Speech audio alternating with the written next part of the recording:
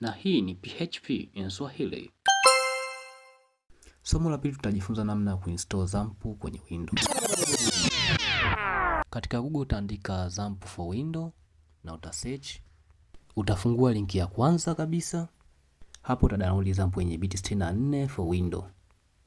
Download ikikamilika, double click file kuanza installation. Na hapa itafungua setup wizard.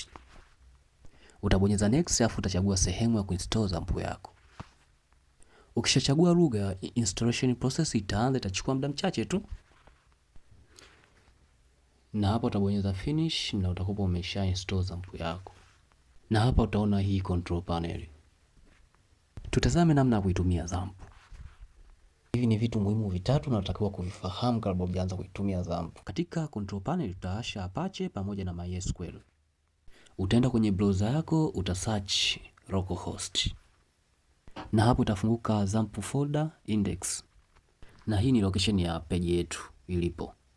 Nenda kwenye C, fungua XAMPP folder. Na hapo utafungua htdocs. Na hapo utatengeneza folder yote unayotaka. Ndani ya hili folder ndio sehemu ambapo PHP code zetu zitakaa. Na hapa tunatengeneza index PHP file.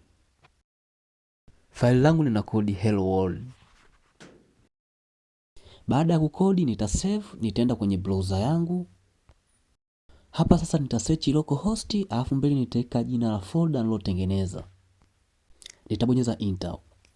Wow, index file yetu ni kodi hello world.